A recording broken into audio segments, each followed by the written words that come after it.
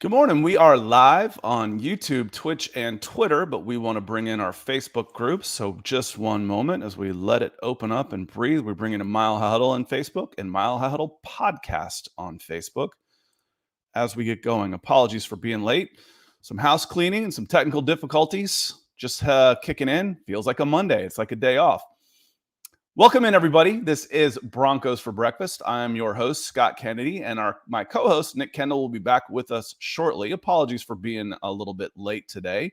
Try and get going by 9:35 Eastern, 7:35 Mountain every day. And little technical difficulties, but we are here to talk some Denver Broncos. I know there's a bunch of people in here waiting, so we're going to get started by saying hello to some folks in the chat. And one of the people I'm going to say hello to right away, Skylar Maples, coming in with a fuchsia, the hot pink super chat. That wakes me up better than a strong cup of coffee. So appreciate you coming in and showing support to the show. And I know you've got some questions coming in. So wanted to hit that one right off. Skylar Maples says, ready for a fresh start. All aspects of the team need a lift. Experience was needed, and experience is what Payton is bringing in. Let's go. Sean Payton, new coach. And Gyla, this is one of the arguments I made for a first-round draft pick, fairly passionately, actually, about a first-round draft pick not being well worth getting the right coach. As you say here, all aspects of the team needed a lift. They need a lift. How do you do that? Not with one player. One player's not going to do it. But if you get one player, he can, let's say you solidify the center position or a right tackle. That might help other aspects of the team for sure. But if you've got the wrong scheme, the wrong coaching staff, the wrong plays being called, it doesn't really matter that you just got a really good player at right tackle. Getting the right coach should elevate all 53, plus 16 practice squad. That should elevate 70 players on your team, not just one. So you're coming in here and welcome. It feels like a newer name to me. So welcome in, announcing your presence with authority. And you're absolutely right. The entire team did need a lift. And that's why you went and got the best available coach. Will it work out? We'll see. We will see. But on paper, for me, I said from the very beginning, the best available coach out there is Sean Payton. He was my number one. And then decide, okay, what would it cost to get him? Okay, if it's too much, Jim Harbaugh would have been my number one, depending on the cost. I don't think first-round draft pick was too much. My number one guy, though, right now is Nick Kendell. Nick, how you doing? You look much clearer today. It's like you wiped all the sleep out of your eyes and gave it a restart. So welcome. Say hello to Gyla, who came in with a hot pink super chat for us this morning. Yeah, I see Gyla Maples, $49.99, kicking us off Monday very excitingly. Thank you so much. Happy President's Day, everybody out there. For those of you who observe, I guess. I don't know. But whatever. Should I be offended? Everybody's offended by something. I'm offended. I woke up offended. But happy President's Day. I have today off, but I'm going to go into work and still get the grind in because Nick works in the winter so he can play in the summer. And that's how I'll take that deal every time. So that's okay. Michael Ronquillo coming in here out there in Tucson, Arizona. Good morning, Nick and Scott on Broncos for Breakfast. Go Broncos and buck them. Buck you too, Mike. No, I was kidding. Appreciate that, Michael. Hope you're doing well. Happy Monday to you. Always appreciate you coming in. Hope you had a great weekend. Yeah, Michael, thanks for all the support. Man, you're already on the Mount Rushmore. Just now you're initialing it. Now it's like you're signing your name to it. So thank you, Michael, for everything here. Here's a question just right below that I'll hit on this one real quick as we get going. Lewis Condon comes and he says, "Why is everyone talking about getting a running back? I thought we were set." Lewis, you're not set. Javonte Williams is coming off a devastating knee injury. There's no guarantee he's going to be back to what he was. Mike Boone is a free agent. He's gone. Latavius Murray, free agent. Chase Edmonds is a cap casualty. He's going to be cut. You might resign him, but consider him off the roster. Basically, you don't have anybody. Tyler Beatty, practice squad guy. You don't have a running back that you can count on going in. So would I bring back Latavius Murray? Yeah, I would. Am I hoping that Javonte Williams is coming back and is going to be strong? Yes, I am. Do I need a third guy in there that I can count on? Abso-freaking-lutely. Yeah, maybe even a fourth. I mean, you talk about Javonte Williams might not even be back to what he was this season. He might not be back at all. I mean, he tore multiple ligaments in his knee. It sucks. It really does. But was it week 5 last season? That's just the reality of it. And then, unfortunately for the Broncos, by the time they will have an idea if he's going to be available or not, the offseason will have come and gone. I mean, we'll be talking about it's August at that point. So you're going to have to make moves like he's not going to be available this offseason. Unfortunately, luckily, it's going to be a very deep pool of running backs available in both free agency and the draft. The other thing is Sean Payton, he loves himself some running backs. He's always loaded up on one or two or three really good ones back there consistently with the Saints. He's mentioned multiple times how much that this Broncos team needs to run the football better. Now, 90% of that, maybe 75% of that is the offensive line, with 10% being the running backs themselves. But it's from a cost ability and availability perspective, it's going to be easier to find running backs out there to improve that unit compared to fixing the offensive line. That's going to be more of a long-term, multifaceted approach. So, yes, they're going to have to use some resources, if not, free agency and the draft to add to this room. And it's unfortunate. I know everybody, well, Javonte Williams will be back. Maybe. I mean, we hope so.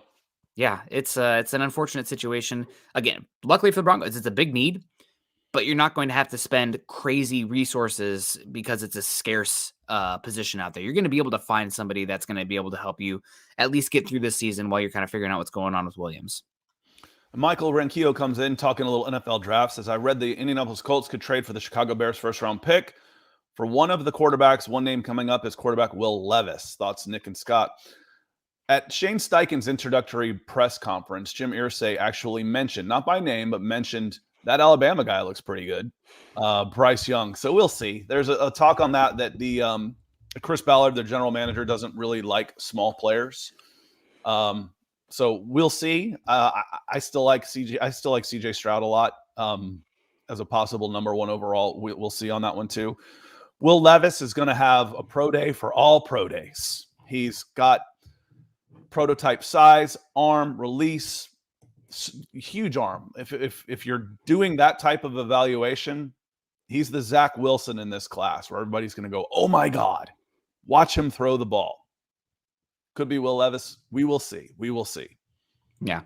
It's going to be a fascinating draft, and luckily, or I guess somewhat unluckily, but the Broncos can kick back and watch it from a distance this season. Also, not watching from a distance, getting up in here. Gary Palmer, 1999, saying, welcome back, Scott and Nick. Hope you guys had a good vacation. Let's talk Broncos. Hashtag MHH for life. Hashtag Buckham. Thank you so much, Gary. 1999 coming in on this fabulous Monday morning where we're drinking some Lion Coffee, brought to you by Patrick out there with the Lion Coffee roastery out there in Hawaii. Good stuff. Appreciate all you guys coming in and supporting us today. It's a good way to kick off this week. And Nick, I've found something. One of the dynamics I've learned about Broncos country. As growing up an Atlanta Falcons fan, everything ends in failure. Everything. There's never any pining for old coaches, ever, ever. In fact, some guys get brought back and they're like, "Oh God, not that guy again." The Denver Broncos have had a lot of success through the years, and it just astounds me how often people look back and say, "Well, what about this old guy we used to have? Could we get him?" Wade Phillips is in we're talking about him right now. It just happens. Mike Shanahan. Mike Shanahan's been out of the league for a decade. He's 70 years old. Wade Phillips is old. I don't know when the last time he was even an NFL coach, but you bring him back. It's just, we talk about retreads. This is like a retread, a double retread. It's not even just another guy from another team. It's another guy from your old team. Guys, I think you can, for the most part, unless it's Vance Joseph, get those old guys out of your mind. The Broncos did bring in Westhoff to be an assistant head coach and a special teams assistant out here. And he's an old guy, no doubt as well. I think he's pushing 80 years old. So I guess there maybe could be a role where you bring in a young guy. Is he a former something with the Denver Broncos? Not former for the Broncos. Days? I'm just talking. See, that's what I mean, though. It's all of this rehashing. So, Peyton Manning should be general manager. Why? It's like I said, it's a different dynamic for me, having watched a team that's in the bottom 5 of the NFL where they don't want anybody back from the old days. Yeah. Wade Phillips out there coaching the XFL. So, I mean, he still seems got some energy out there. I wouldn't be against interviewing. I think it's more of a due diligence process at that one. But yeah, for sure, would be interesting. I think that also with how this Broncos roster is currently set up, you have more horses in the secondary than you do in the defensive front, so you can be more of a blitz-oriented team since you need help generating pressure more than coverage. Is not ideally how I would build a team, but with where the Broncos are right now, I get it. And you're going to get that with Rex Ryan or Vance Joseph also anyways, and you got it last year with the Giro Evero. The Broncos had the fourth highest blitz rate of any team in the entire NFL last season, despite people saying they didn't blitz very much. Well, 32% of the time, I think it was what it was for the Broncos last year. But Wade Phillips, do you want to interview him? Sure. I'm not sure if he's interested for the Broncos. And this is Sean Payton's team. If Sean Payton wants to interview him, God bless. Interview him, that's fine. If Sean Payton doesn't, then moving on. And according to Mike Kliss, Broncos are not in a hurry to hire a defensive coordinator just yet. They still might interview one or two more candidates before it's done. So, sure, interview Wade. I don't think he's a realistic candidate, but I'm sure he still has some ideas out there. And maybe you could offer him, if you have money to throw around like the Broncos do, maybe he wants to come in and be another assistant head coach and a defensive coordinator advisor or something. I don't know. Does it get to a point of too many cooks? You have money. Why not? I don't care. Ronnie says age's experience of Wade Phillips is not too old. I don't know what too old is. He'd start the season, kick off the season at 76 years old. And he's been out of the NFL for 3 years, so not that long. But again, I'd rather go after Dean Pease, who's been in the NFL the last 2 years. But again, there's just a lot of fond reminiscing, I guess, for these guys, and it's let's move forward. There's a phenomenon. There's a word for that, Scott. It's called rosy retrospection. I've never heard that. I've never experienced that before. Except for, with past relationships, where you remember, oh, why that girl was so hot. Why did we break up? Because she was awful to me. That's why. But she was so hot. But you were miserable. But she was so hot. Where was she on the crazy hot spectrum? Right? Yeah, exactly. Yeah, you end up forgetting a lot of that stuff. Oh, yeah, that's why. I remember. You were miserable. She made you miserable. Oh, yeah. But maybe this time. Yeah, God. Well, luckily it wasn't that terrible thing with Wade Phillips. We had a great time with him in Denver, and I don't know if he'd want to come back. Who knows? If he wants to interview, that's fine. I think Kevin Gray comes up with a name that's a little bit more interesting here for the Broncos. If you're talking about some older heads, name that I could still see interviewed out here, Mike Zimmer. Mike Zimmer, longtime head coach for the Minnesota Vikings, was a defensive coordinator there for the Cincinnati Bengals for a few years. Also, you could correct me if I'm wrong here, Scott, but the defensive coordinator opposite of Sean Payton as the offensive coordinator / quarterbacks coach on that Bill Parcells Cowboys team out there in the early-ish 2000s. So yeah, he's been around forever. I don't remember all of it, but he's been around a long time. And Nick, we mentioned Chris Richard Thursday morning. How come I'm surprised we haven't heard his name? Well, we did over the weekend. The other defensive coordinator, it's strange. You had co-defensive coordinators, and neither one of them actually called the defense for the New Orleans Saints. Ryan Nielsen came out of that with a new job, and Chris Richard is still looking for one right now. And then the Saints went and got a new defensive coordinator. So it's that dynamic's a little odd out there. It is odd. He'll probably find a place somewhere where he can come and coach. I wonder about him with the Broncos is that there are reports, according to Mike Kliss this past weekend, that the Broncos are letting almost all of their defensive coaches go, quality control, positional coaches, et cetera, except two names on the defensive coaching staff. Defensive line coach Marcus Dixon, who the Broncos brought over from the Rams, and he was Denver. Nick's internet's having a little bit of trouble. Marcus Dixon was a guy I covered in high school. He's a good Georgia boy. He was a Vanderbilt commitment, which was unheard of at the time because of their standings in the football world were not high. They improved through the years, but Marcus Dixon, and then got railroaded and did jail time from something that sounded like a 1950s movie. and has come out of this great. So I'm pleased that he's still there. Very happy with him. And Dr. Van Nostrand, I've seen this question saying, why not Gerard Mayo? And I'm glad I'm here and you're get a chance to do this question because I've seen it, but I haven't been on at the time. Gerard Mayo is getting an elevated status with the New England Patriots. He was part of the interview process. So he's like, they've got him not necessarily fast tracked, but they are really showing Gerard Mayo the love, so to speak, of we want you to be part of this franchise for a long, long time. So when they're interviewing offensive coordinator candidates, interviewing this, Gerard Mayo was actually brought in to be part of the interview process. So I think that Gerard Mayo might be happy where he is, and the Patriots are happy to have him. Now, eventually, they're going to have to show it that with land and title, money and title, and give him the promotion. But I think that might be the reason, Doc. He's still not the defensive coordinator out there, so the Broncos could hire him and it wouldn't be considered a lateral move. So he is eligible.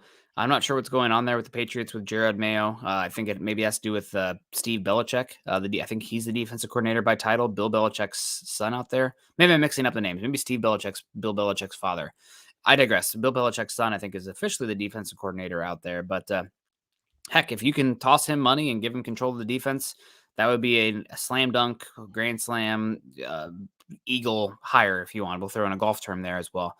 That'd be awesome. It doesn't seem like he is moving on from New England at this point, but yeah, I'd be all about it. I would really be interested in that New England Patriots style defense here. I think he's a bright up and coming mind, and would be a great hire, and also some youth as well on this coaching staff. Right now, I'm excited to get the experience in here, but I don't want just to go from the youngest staff in the NFL to the oldest staff in the NFL. Right. I want a mix and match of good coaches. That way you can have a continuous cycle of teaching, learning, upgrading going on there. I want fresh ideas. It requires all aspects. You need some diversity across the staff in all aspects, age, race, all of it. You need some diversity because some players will connect better with others.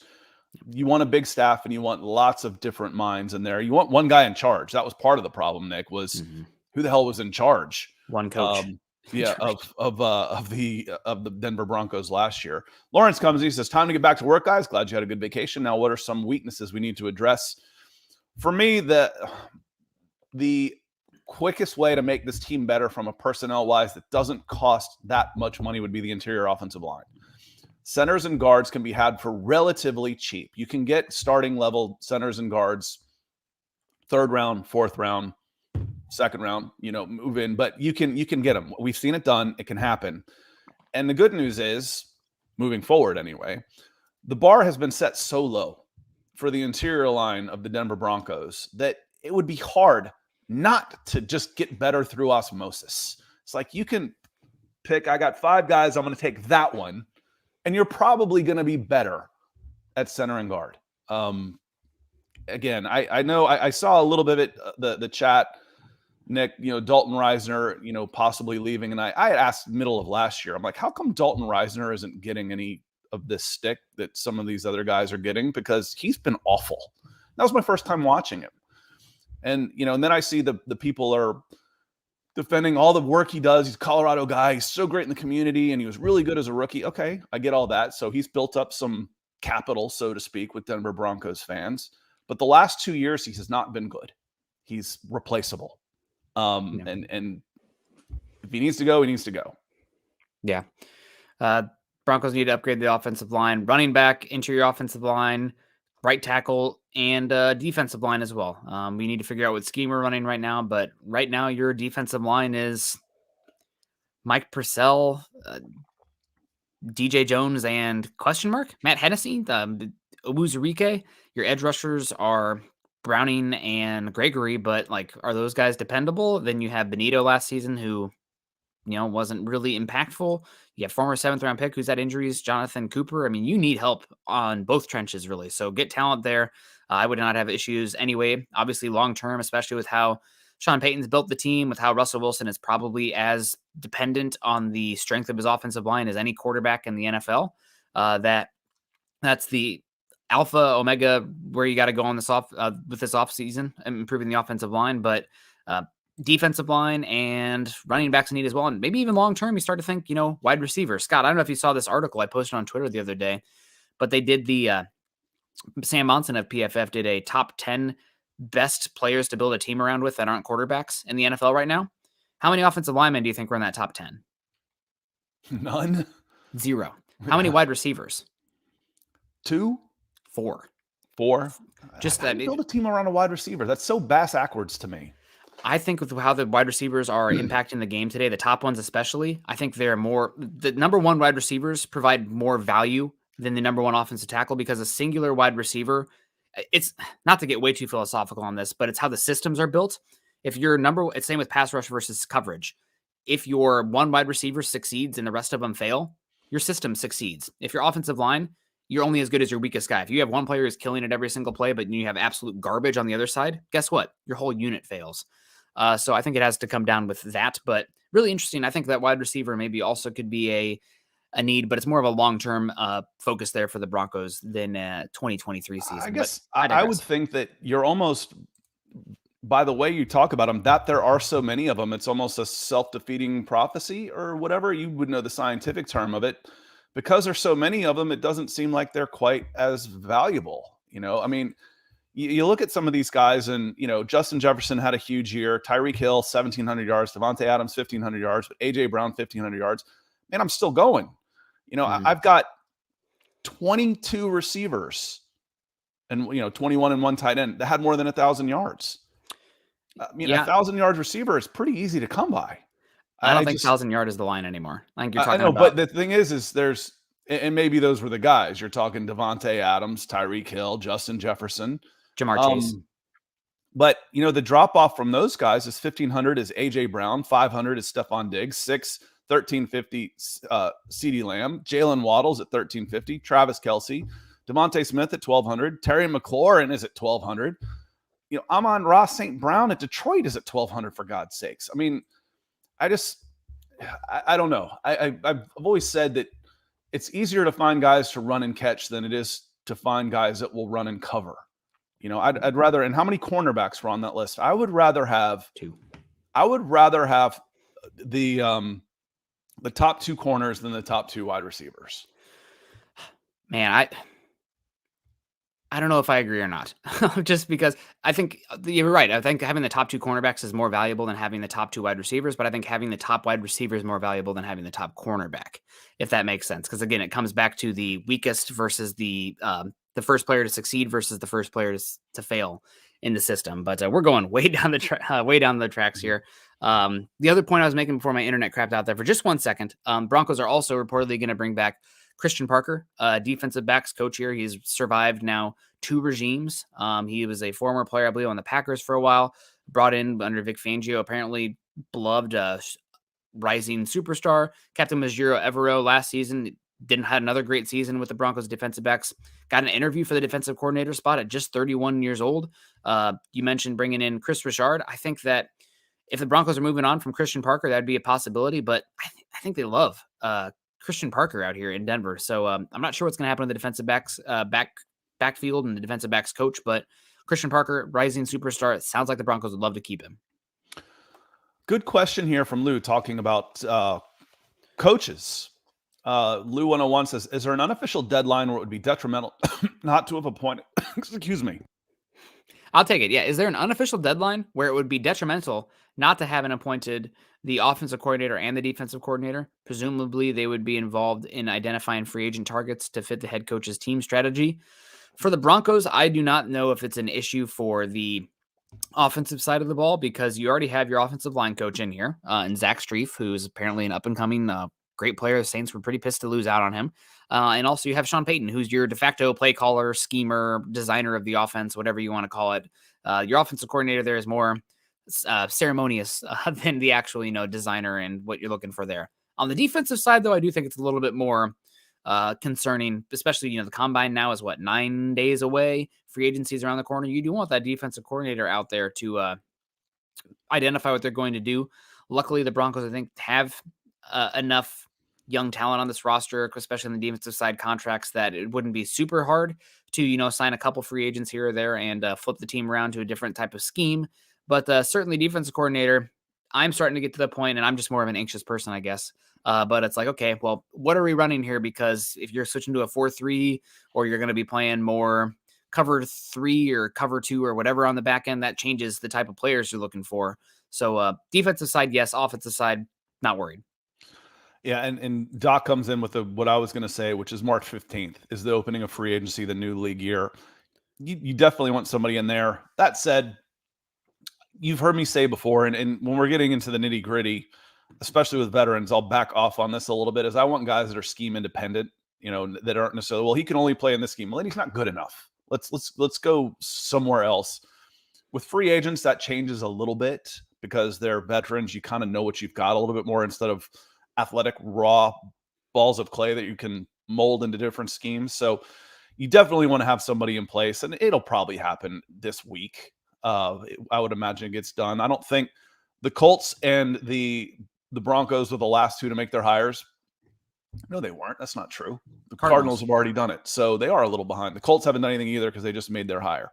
Going back to the philosophical argument of talking about, the offensive line, then we'll move on. Offensive line, or what's the most important position? I would probably have more edge guys if they're dominant edge. I would have a dominant edge guy over a dominant wide receiver all day. By money, it used to be the second highest paid guy in the league was a left tackle, the guy that protected him and kept that edge guy from going to get him. I always tried to talk kids into playing cornerback if they were just decent wide receivers because there's so few of them. So for me, it's a supply and demand. There's just more good wide receivers than there are good cornerbacks. If I can get a dominant cornerback, it's easier. And Falling Sloth says, since he proved it, one O-line pick can't fix an O-line. Adding another number one wide receiver that can get open faster helps protection as many as an offensive lineman if you have multiple holes. All right. Explain Kansas City to me, who loses Tyreek Hill and wins the Super Bowl. Okay. You can replace wide receivers. They're overvalued right now. That doesn't mean they're not valuable, but right now in this day and age, I think there will be a correction right now. Like when you see what these guys are getting paid and you see that the good teams are willing to let them go because of what they're getting paid and get something in return. It's like, no, I'm not paying that guy $25 million. Are you insane? I'd rather have this money back.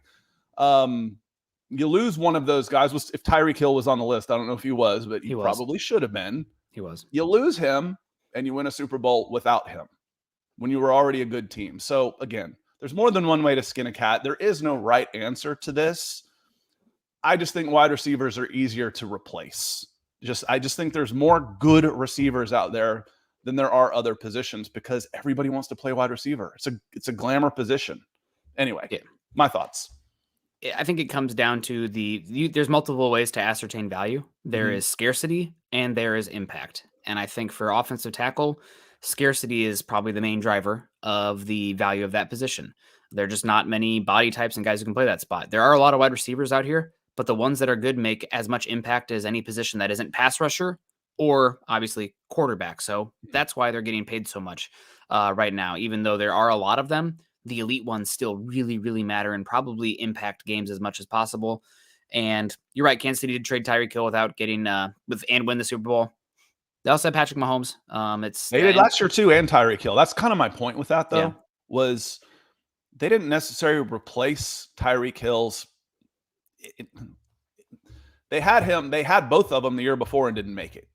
Yeah, then they lose a top 10 building block player, and they nail the draft with the draft picks from him. And, I know part of that has to do with the other teams you're playing against as well. Yeah, I get it, but you see my point on this. I just think right now in this day and age, wide receivers are a little overvalued.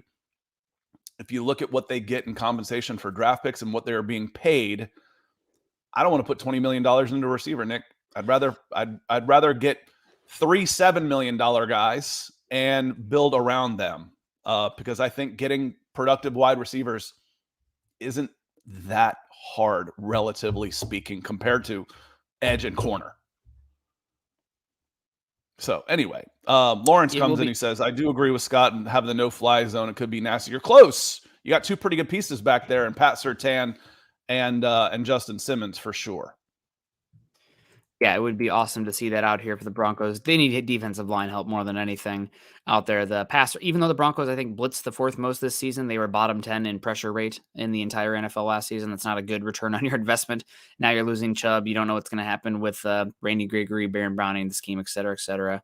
So, yeah, we'll see what happens there with the Broncos defense there. If you can build a really good secondary, I mean, obviously, if right now, if I was ranking the positions, it would be quarterback, pass rush, wide receiver, cornerback, offensive line. That's probably where I would do the hierarchy here. But certainly, if you can build a dominant superpower team, like let's say last year the Broncos, they didn't trade for Russell Wilson, and then Sauce Gardner falls to the, what was it, the 9th pick or whatever the Broncos traded for No, them. we didn't make it that far. But let's say just hypothetically, Yeah, like, okay, yeah. we wanted a wide receiver instead. No, well, you built an incredible unit that pretty much is a bottleneck effect on whatever teams can do against you. We talk about that. Turn a strength into a superpower. It's something that you can go into every single week and be like, I don't care who you have opposite me. I can rely on this. This is a matchup proof unit. We see it with teams that most of the time you see it with trench play. Like if your offensive line is so good, it doesn't really matter what you're doing. Kind of saw it this last year with the Lions and their offensive line. Saw it mostly with the Eagles and their defensive line. A matchup proof unit where no matter what, you know that you can rely on this and you can do other things schematically because of that. You don't have to scheme around that. But certainly something the Broncos could look into. This is going to be an off season, though, and a team forward that is probably trying to build the offense. I don't know if that's going to happen. I think they're going to try to skim a bit on the defense in terms of resources. I agree. I think, again, I've talked 5 or 6. A question I got the other day from Garth Knight. He was asking me what I thought about, offensive line. I said, I think you need 5 guys. And I mentioned basically an entire offensive line, but that's not what I meant. I said 2 offensive tackles, 2 guards, and a center. Well, that's a whole line. I didn't mean it that way. It was, I want 5 new guys coming in to compete for 3 spots. Garrett Bowles, to me, it doesn't make sense to move on from him from a financial standpoint, from a cost of replacement standpoint.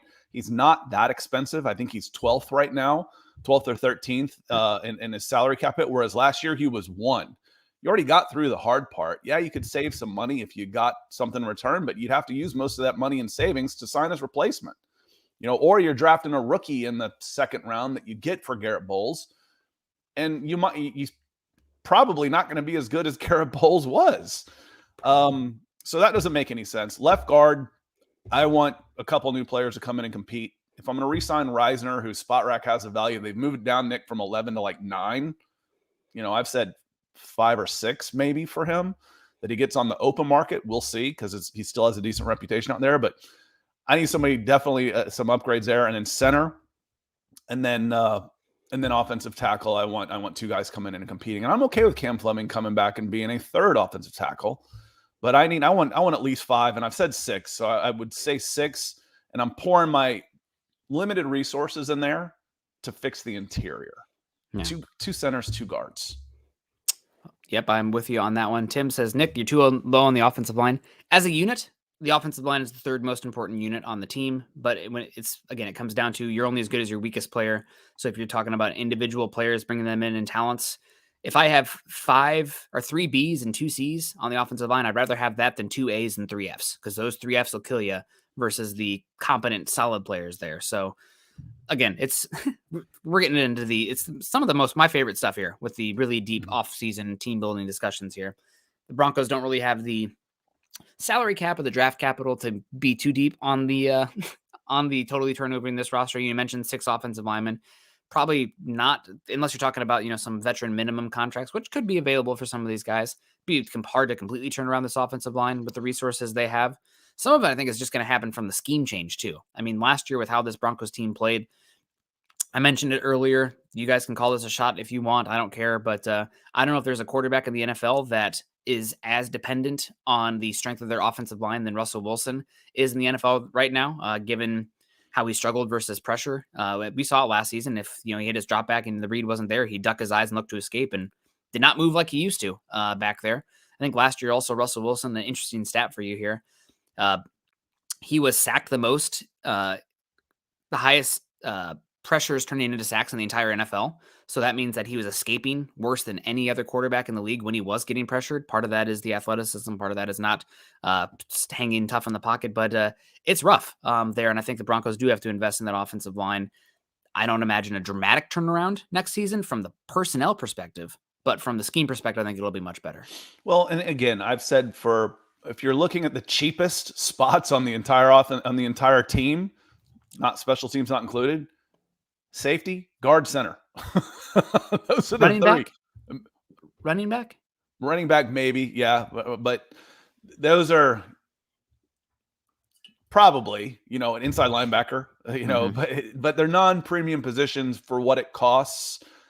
So you don't have you've got some good money. Don't get me wrong. You look at it now, it says like $2 million. Well, I can clear up $50 million in my head just based on either restructures and or cuts. Darby, Glasgow, Jacob Martin, Chase Edmonds. There's 4 off the top of my head that was $30-something million before any restructures come along. I can get 3 good free agent offensive linemen on the interior for $15 million. I can. And then I throw in two middle draft picks, 3rd, 4th round. I'm bringing in 5 new bodies to come in and compete.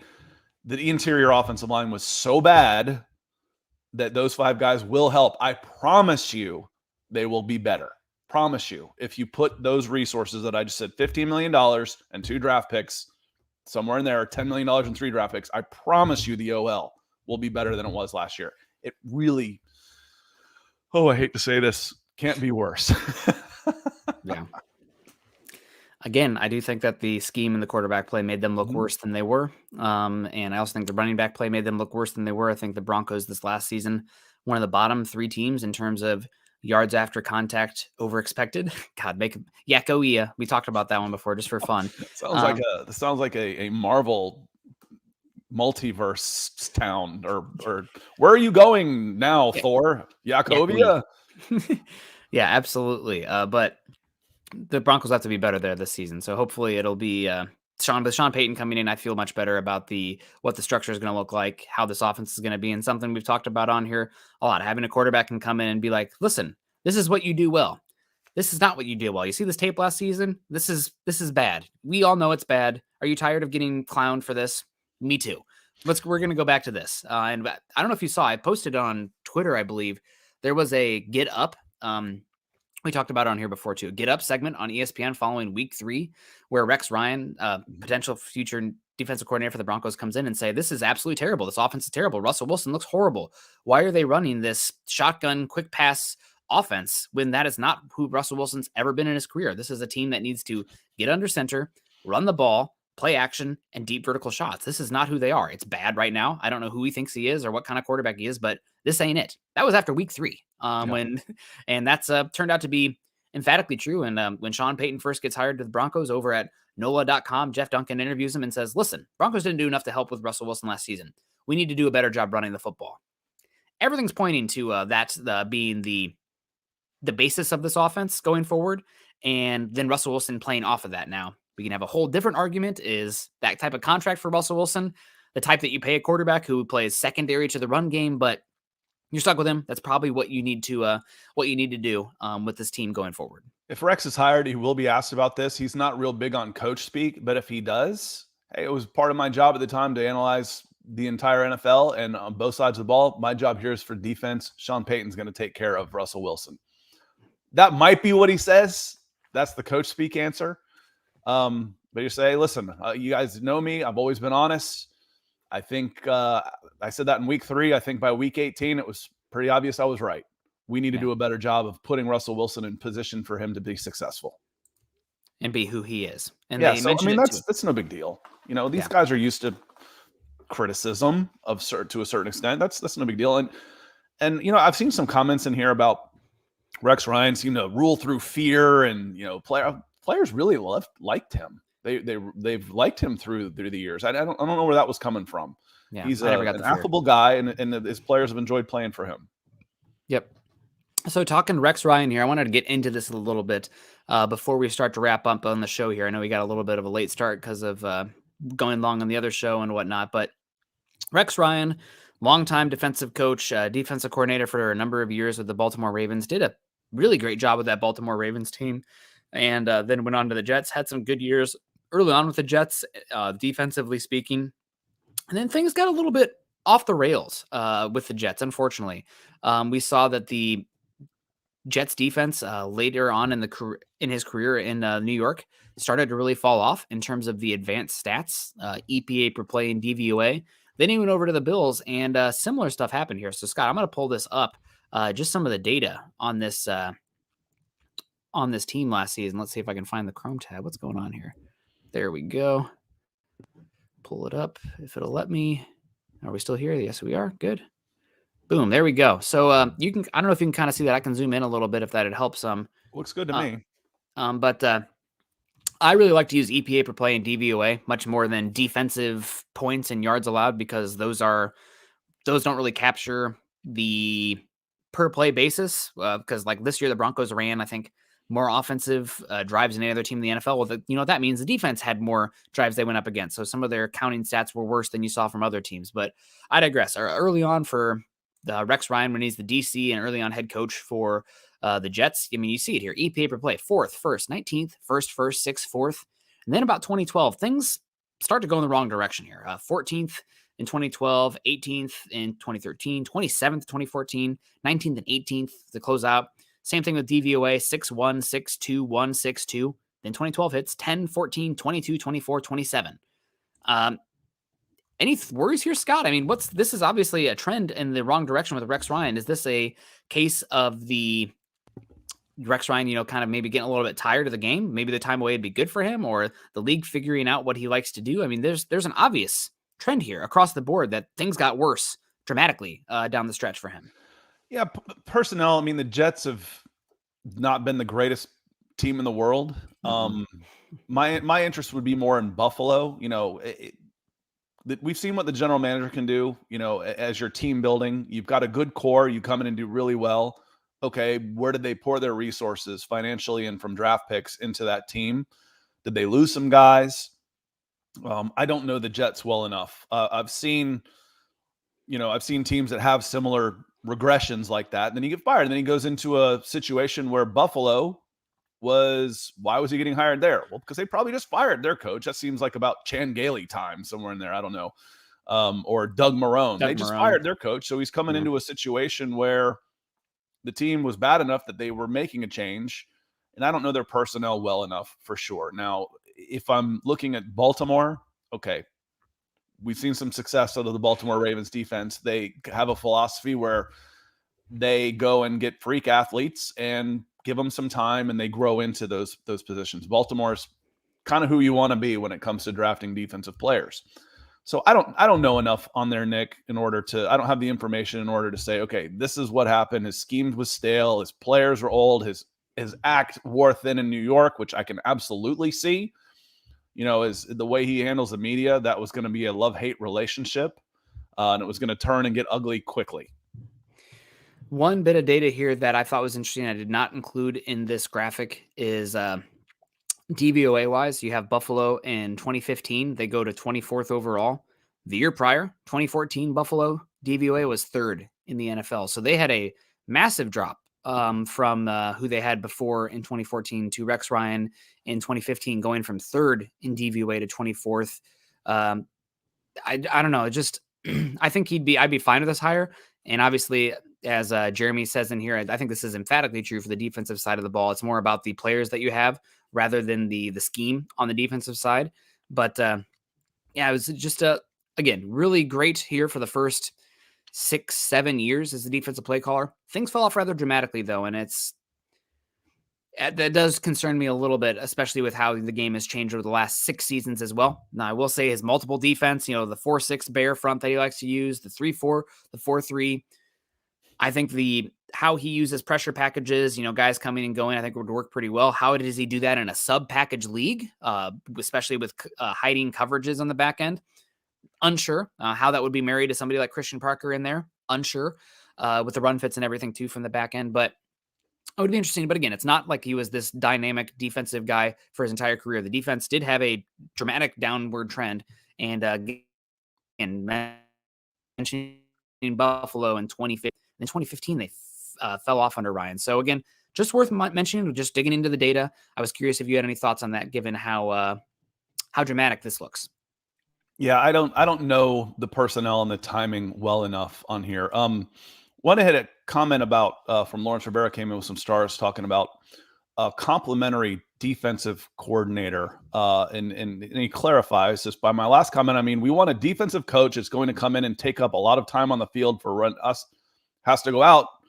So if he scores, Russ has plenty of time to go out and rest. Lawrence, you have some very interesting and out of the box thinking. This might be your most unique of all of those. So you're saying you want a coach who's going to give the other team the ball a lot and not get off the field so Russell Wilson can rest. No. You want the ball back as many times as possible, and you can wear down the other team's defense. You want your defense on the field as little as possible, period. You want them to force turnovers and get the ball back in the hands of your offense as often as you freaking can. Not let them drive down to the 30 and for a 6-minute drive, and then we'll decide to hold them. No, dude, that makes no. Just no. Love you, but no. Get the ball back. Pressure the quarterback. Force turnovers. 3 and outs. They're gold. It's much harder to play defense than it is offense. Why? You see Latavius Murray get the ball. You see 9 guys try and tackle him. A blocker might block, and then he's done.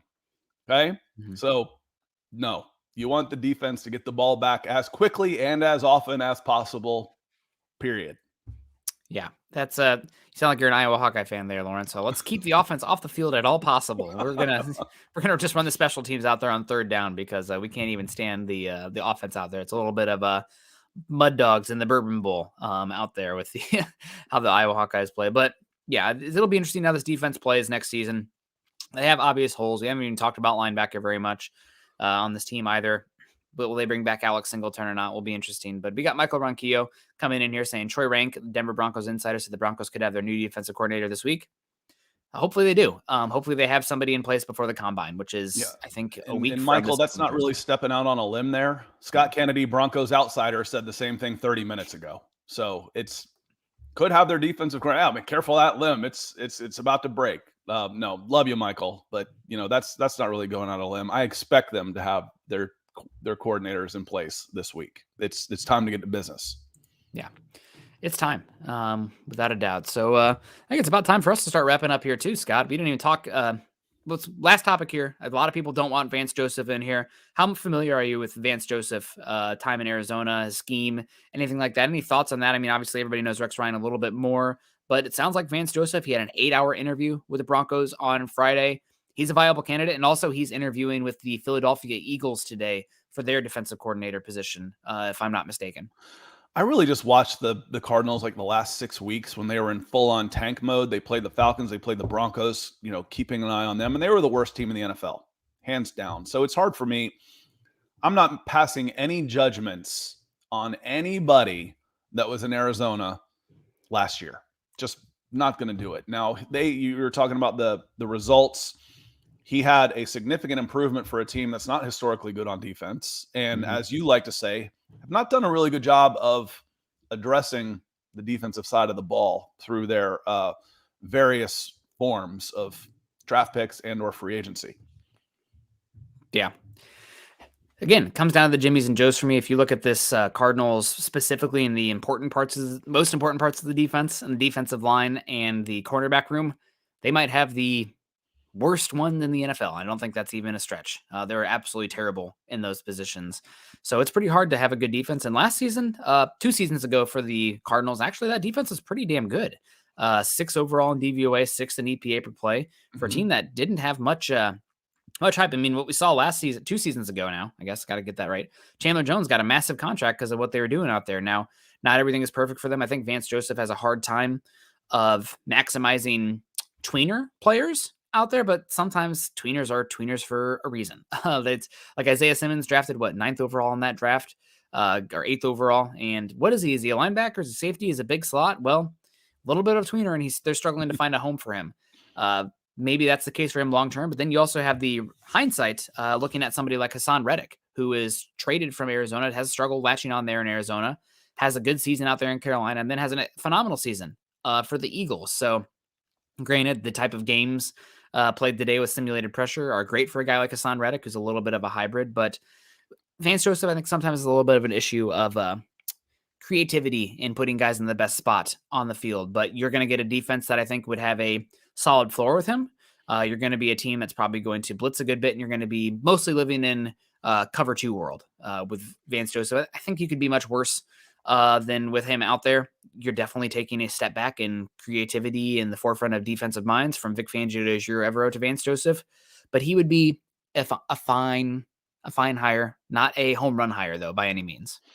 I wonder if you could consider his pathway similar to Raheem Morris's, who Raheem's, a few years ahead, got a job too early as a head coach, flamed out, then worked his way back up to being a head coaching candidate again, where he comes in, did, as you said, did have some success, relatively speaking, in Arizona. With a bad roster. Could he come back with Denver? And you'd think that it's already been discussed internally with some of the team leaders. How does that work for you? I'd have that conversation with Justin Simmons for sure about, what do you think? And you'd think they would have gotten the blessing on it. That would be okay. Richard coming in, he says, I miss if y'all think Rex Ryan is what you want or not. From a content and revenue generating standpoint, Rex Ryan is gold. Yes. So, if I'm rooting for me, I would say, yeah, absolutely. Press conferences, I've got 5 videos to cut up from a 10-minute video, every 10-minute press conference every week. I think he would bring passion to this defense that has been lacking. They've been competent and professional, but they just haven't really. I haven't seen the emotion, and defense is emotional. I mean, it's controlled emotion, but it's an emotional. It's hard to play defense. And the guys that can go after and get after the ball and be mean. I think the phrase is you need some dogs out there. Well, Rex Ryan would install some dog into some of these guys, and I think that would be good for this team. And what's good for us? Michael Ranquillo, and I think this is his 4th time this month, dropping 5,000 stars. Holy Michael, guacamole. Thank you so much.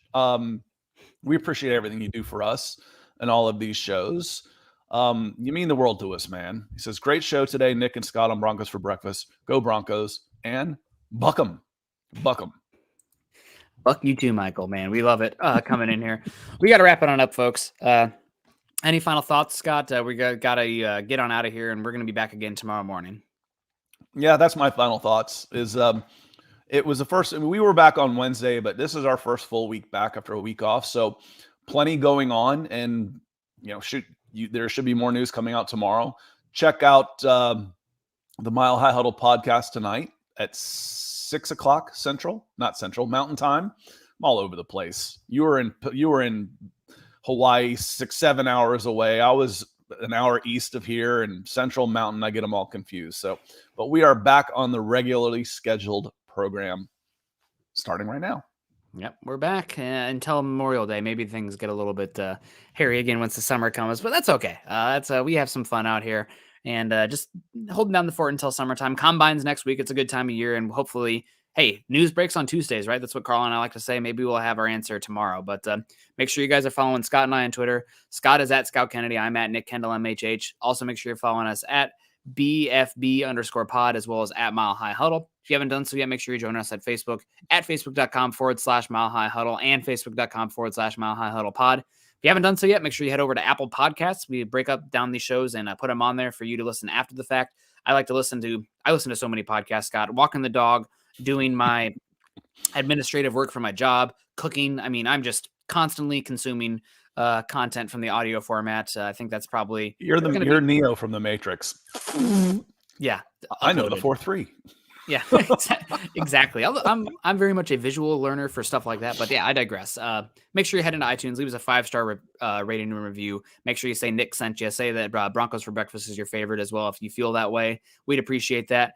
And as the ticker says there underneath, please subscribe, like, and share. Shout out to all our super chat givers today, man. You guys were great coming in here. Even before I started the show, we had Gary Leeds Palmer coming in big time, flashing orange on us. And then Guyala Maples coming in, $49.99.